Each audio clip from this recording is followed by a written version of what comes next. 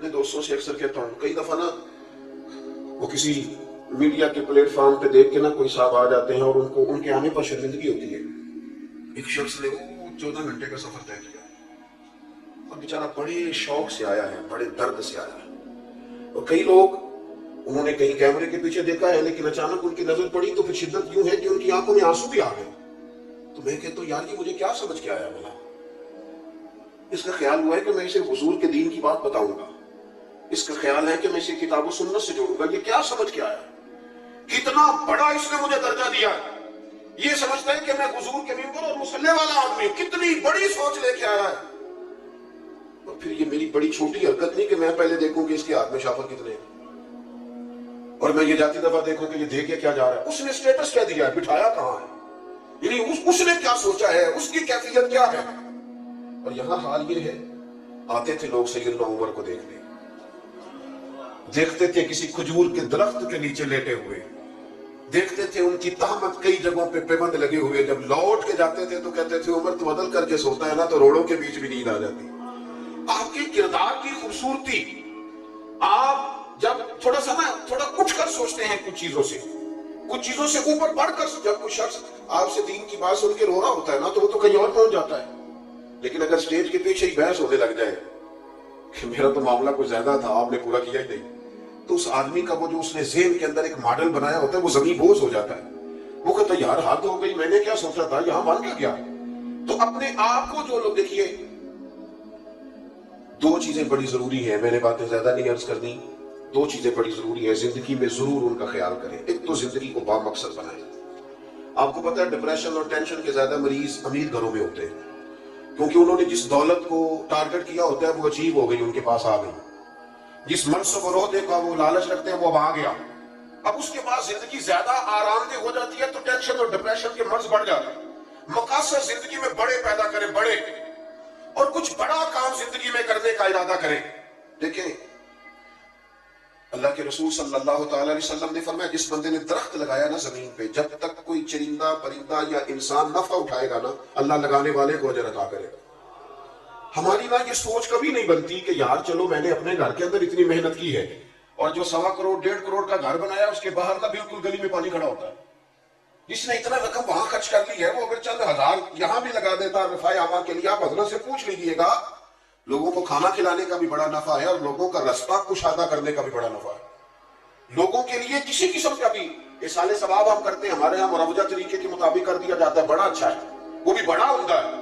لیکن جب حضرت صاحب نے آ کے عرض کی تھی یا رسول اللہ صلی اللہ تعالیٰ علیہ وسلم میری والدہ کا انتقال ہو گیا ہے اور اماں غلام آزاد کرنا چاہتی تھی، تو حضور میں اگر کسی کی گردن چھڑا دوں، غلام آزاد کرا دوں، گردن پس جاتا ہے وہ بندہ جس نے کسی کا قرضہ دینا ہوتا ہے.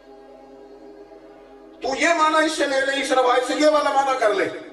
کہا اگر میں غلام آزاد کر دوں تو میری اماں کو فائدہ ہوگا؟ تو کریم نے فرمایا ضرور آزاد کر، رب تیری اماں کو اس کا اجر عطا کرے گا. چل تو بھی کسی کا قرضہ معاف کر دے اماں کے احسان ثواب کے. چل وہ جس کو تو نے ایڈوانس دے کے رکھا ہوا ہے نا ملازمت پہ اور تنخواہ بھی پوری نہیں دیتا اور بیچارہ جا بھی نہیں پاتا، چھوڑ دے اس کے پیسے ایڈوانس کے، اسے آزاد کر دے، اس کا ثواب بھی تیری والدہ کو جائے گا. تھوڑا سا نا زندگی میں کوئی کارنامہ، کوئی خدمت. میرے نبی پاک علیہ السلام نے فرمایا جس نے اللہ کی رضا کے لیے مسجد بنائی، اور پھر حضور نے اگلی بات بھی پوری کھول دی تاکہ کسی بندے کے ذہن میں اشکال نہ رہ جائے. فرمایا مسجد چھوٹی ہو یا بڑی ہو، جس نے رب کی رضا کے لیے مسجد بنائی اللہ اس کے لیے جنت میں گھر بنا دے گا. میں آپ سے عرض کروں کہ کوئی کام زندگی میں جو خیر کام سے ممکن ہو سکے، کوئی کام، اور ایک خاص پہلو اس میں پیش نظر رکھنا بڑا ضروری ہو گیا ہے. مسلمان بڑے بافیض تھے، بڑے برکت والے تھے، اس جماعت سے لوگوں کو ہمیشہ نفع ہوا، دنیا نے فیض پایا امت مسلمہ سے. لیکن آج حالت یہ ہے کہ ایسی ہوا چلی ہے کہ ہر شخص سوچتا ہے تمام شہر جلے بس ایک میرا گھر نہ جلے. تھوڑا سا نا دوسروں کے، حضرت صاحب موجود ہیں یہاں ماشاءاللہ، ایک بڑی تعداد ہے علماء کی، بڑے ماشاءاللہ مناظرین موجود ہیں. مناظرین اپنے دلائل بھی پڑھتا ہے اور سامنے والے کے دلائل بھی دیکھتا ہے. علمی عقیدہ ٹھیک ہو تو رائے کا اختلاف بڑی جگہوں پہ ہوا ہے، لیکن ساری زندگی صرف میں کہہ چکا ہوں عقیدہ ٹھیک ہو تو رائے کا اختلاف. امام اعظم امام شافعی کے درمیان بھی کسی بندے سے نا اگر کبھی کوئی اختلاف ہمارا ہو بھی جائے تو وہ دلیل تک ہونا چاہیے. دلیل مل گئی تو اختلاف ختم. ہمارے ہاں اختلاف اب دلیل کی حد تک, رائے کے اختلاف کو, صرف رائے کے اختلاف کو لوگ بہت بڑا مسئلہ بنا لیتے ہیں اور آزمائش بن جاتی ہے بڑے لوگوں کے لیے.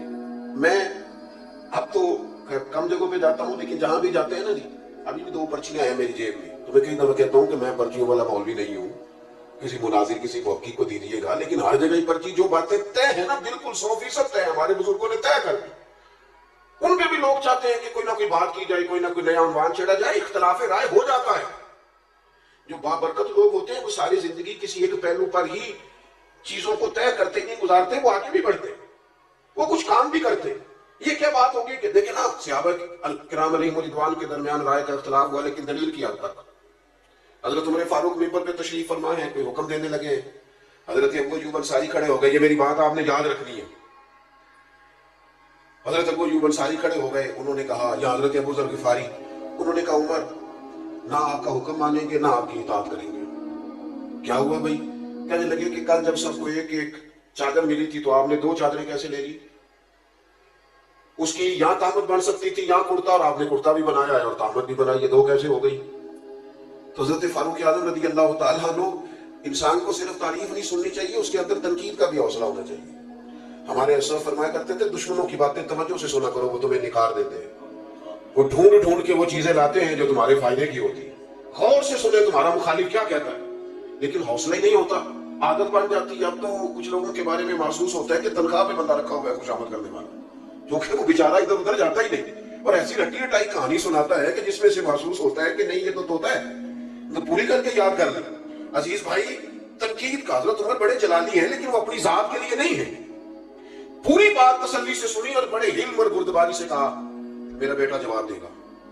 حضرت عبداللہ ابن عمر یا آپ کے بیٹوں میں سے کوئی کھڑا ہوا اور انہوں نے کہا, حضور آپ نے حکم دیا ہے تو میں عرض کرتا ہوں. کہنے لگے, چونکہ مال غنیمت میں چادریں تقسیم ہوئی تھی اور سب کو ایک ایک ملی تھی, تو ایک میرے والد کو ملی تھی, تو ایک مجھے بھی تو ملی تھی نا, میں نے سیدنا عمر کو دے دی اور ان کا کرتا بھی بن گیا اور تہمت بھی بن گئی.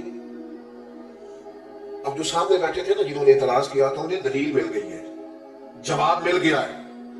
اب انہوں نے یہ نہیں کہا کہ نہیں صحیح بتائیں, نہیں میں گھر بھی جاؤں گا تلاشی بھی لوں گا, نہیں یہ نہیں کہا کہ میں اس پر حلف بھی لوں گا, دلیل مل گئی, قربان جائیں.